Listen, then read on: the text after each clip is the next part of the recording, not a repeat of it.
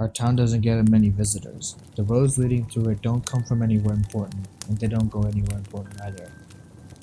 But for 96 people on this planet, Bertrand, Montana is home. I once heard a rumor that Bertrand is the oldest city in America.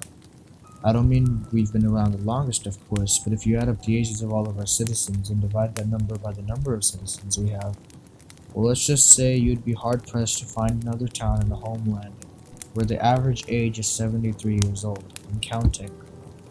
There are no children here, though, and there likely never will be. Not in Bertrand. The youngest among us, Tommy Bellwether, is 52. When it happened, young Tommy was 13 years old, short for his age, and the most insolent little bastard you ever laid eyes on. Now he runs the laundromat in town, always armed with a bright smile, a kind word, and a Colt 45. Don't ask me why he stuck around here, cause I don't know. I'm not sure why any of us are either.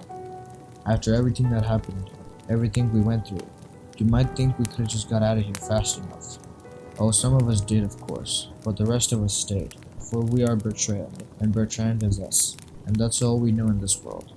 We're all still wounded, some of us pretty deep, but I suppose nothing can heal those scars like the familiarity and the comfort of home. It all started in July of 1968. It was a bad time for America, but a good time for Bertrand. We were so small and insignificant that we always felt a bit removed from the rest of the country.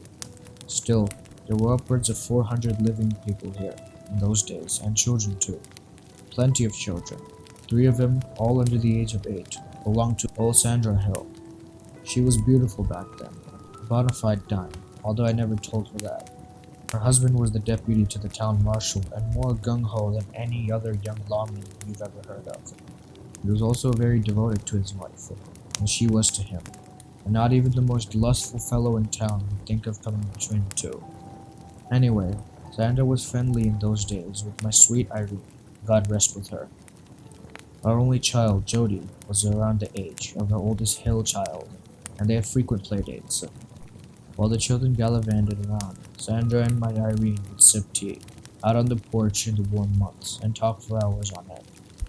Irene would come home, and regale me with the tales of Wendell and Sandra Hill, which bored me terribly, though I usually made an attempt to at least half listen, but on this particular night, Irene said something that I find very interesting.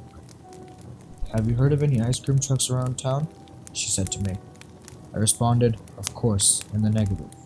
Nobody in Bertrand owned an ice cream truck, or that I was sure of, and the idea of somebody driving out here to peddle frozen treats to our sparse population was frankly laughable. "Why do you ask?" I added, almost as an afterthought. "Well, because little Potty Hill claims that she's been seeing one driving about," she responded. "Sandra told me about it just this afternoon. She says Wendell isn't worried that nobody has mentioned anything strange, and something about children having imaginations, of course. But she did seem a little frightened." I agreed with Wendell that the likelihood of an ice cream truck in Bertrand was low, and that a child's daydream was a far more realistic explanation, but I still felt somewhat uneasy. If there was indeed somebody driving an ice cream truck around with anybody knowing, that could very well mean our children were in danger. We were removed from the world, as I said, but we weren't naive. Predators would come to our town as well as any other. "This is the first time I'm hearing about it, sweetheart, but I think we should warn Jody again about, not taking things from strangers, just to be safe," I said.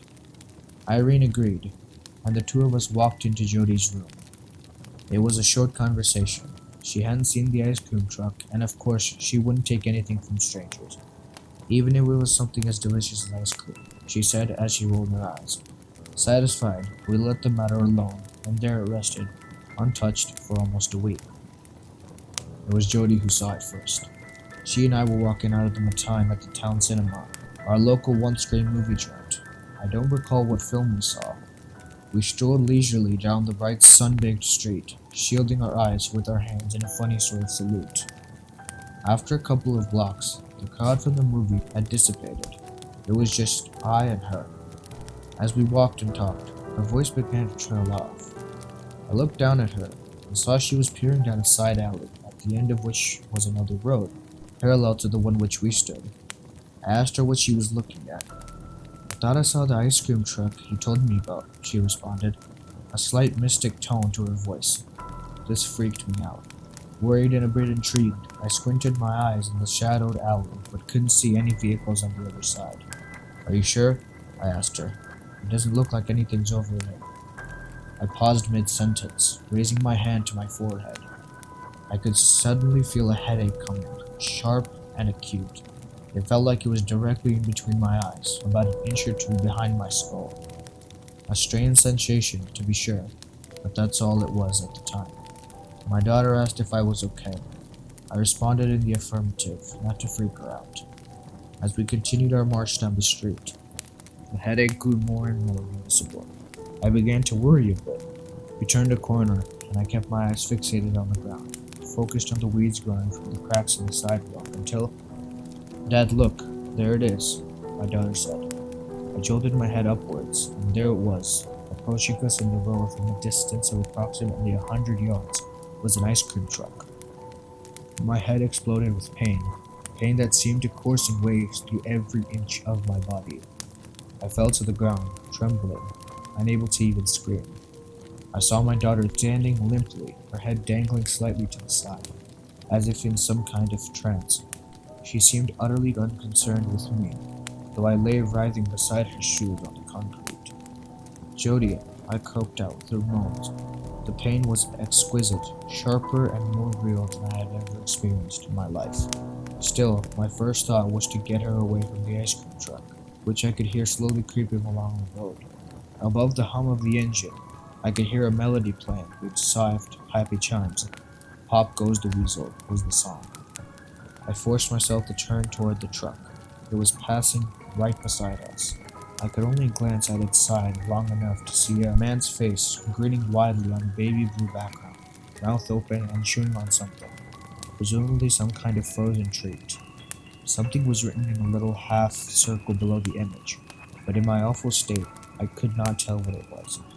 The pain was severe, beyond words, and unrelenting, and I couldn't do anything but slump half-conscious onto the curb.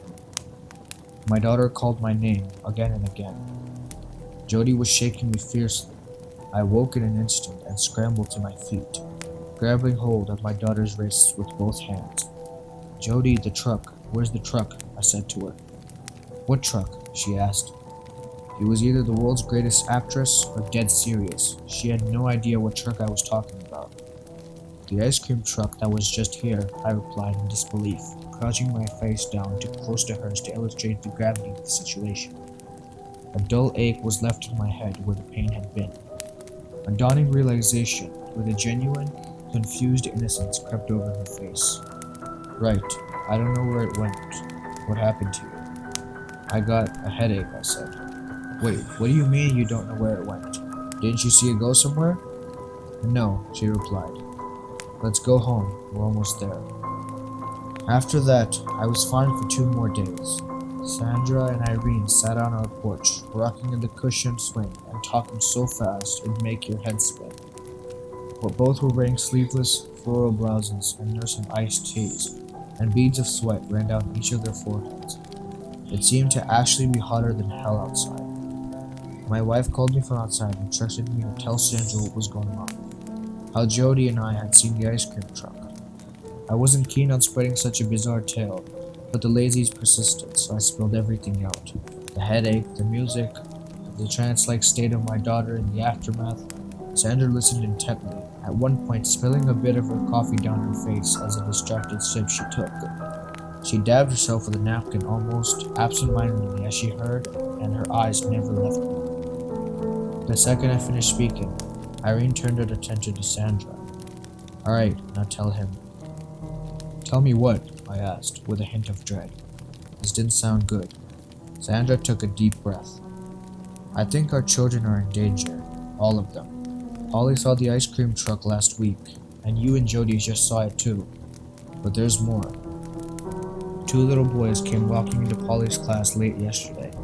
They were both holding ice cream bars when the teacher asked them where they'd gotten them, and why they were late. They said they were talking to a man named Edward in an ice cream truck. Jesus Christ, I muttered, trying to keep my cool. How did you find out about this? Polly's teacher told me and a couple of other moms, but it gets worse. Mary Sutherland's daughter, Jacqueline, always has some new imaginary friend. And apparently, the latest friend's name is Edward, and he's an ice cream man. Mary didn't think anything of it until we spoke to that teacher. "Wait," Sandra said, shooting me an earnest, worried look. I glanced over at my wife. She bit her lip, her eyes fluttering wildly. "Last night, I asked all my children if they had recently met or heard of a man named Edward.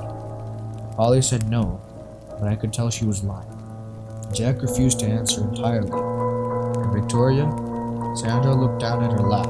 She clapped her hands together and shouted ice cream over and over. I stood up abruptly.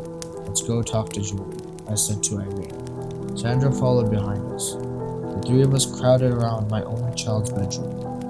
I gave it a little knock and called her name. She almost immediately opened it, clearly delighted to have some company. We stepped into her room, where she had a dollhouse and other toys spread out on the floor. She returned to her playing things as I began to question her. "Say, Jody, do you remember the ice cream truck that we saw the other day?" She glanced up at me briefly but didn't respond. Within a few seconds, her toys had her attention again. "Have you seen it around since?" Again, no response. I wasn't one to push my child to speak if they didn't want to, but I tried one more question. "Do you know of a man named Edward?" At this, she set her toys down and fixated her eyes on me. What was it? Surprised? Scared? To this day, the expression haunts my dreams, and a good deal of my waking thoughts too. "You're not supposed to know about him," she said with an air of accusation. I crouched down so my eyes were leveled with hers. "Who is he?" I asked. "He's the ice cream man, but Dad, you're really not supposed to know about him." She paused for a moment, then added, almost as an afterthought, "He'd be really mad if he heard you asking about him." Another week went by. I had just gotten home from work, and now I walked past my daughter's closed bedroom door. I could hear her playing in there, hear her singing, but I couldn't make it out. With a light smile on my face, I pressed my ear against her door to listen. As I did, the words became clear. It was the last time I ever heard my daughter sing. Word gets around in a town like ours, even back then, and by this point, everyone knew something was wrong. None of the adults besides me had seen anything, nor heard the music. They simply had to take the word of practically every child in town that there was an ice cream truck nearby, and that it was presumably being driven by a man named Edward. There was an emergency town meeting, in which Tommy Bellwether's father, Lionel, sheepishly suggested that this was nothing more than an elaborate joke on the part of the children. After all, his own son, then 13 years old, hadn't seen anything. This notion was respectfully but firmly shut down by many other citizens, who found it difficult to believe that 3-year-olds who'd barely learned to speak could be in on such a thing.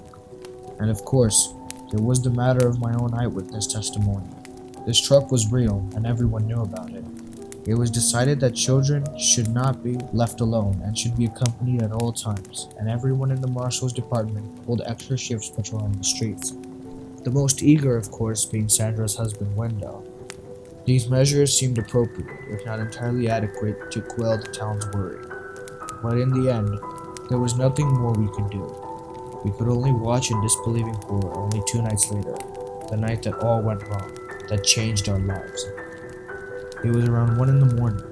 Irene and I had recently moved Jody into the bedroom adjacent to ours as a safety precaution. The way our house was laid out, she literally couldn't get out of her bedroom without crossing through ours. The moon shone through the bedroom window, shades undrawn and cracked open to let in a bit of cool air. My wife and I both awoke to the sound of Jody's bedroom door creaking open. Irene got out of bed and began to walk towards Jody, who was standing in the shadow of her doorway. The moonlight reflected against her bare feet. I felt deeply uneasy, but it took my brain a moment to process why. A familiar melody was gently breezing in through the open air. Jody didn't even look at us. She just took a step forward, then another, making her way towards our bedroom door. Irene made to step in front of her, and suddenly froze. She couldn't move anymore. "What the hell?" she shrieked, calling my name. "Help," she said to me, but I was frozen too.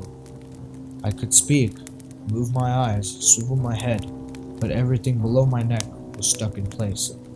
I was powerless to do anything but watch as our daughter walked out of her bedroom, her loose blonde curls bouncing gently as she went. We screamed, of course, but we heard her walk down the stairs and out of the front door, but we could do no more than that. And through the window, as the music grew, other screams from other houses, each sounding as anguished as ours, poured in. "Honey, look," Irene sobbed in despair.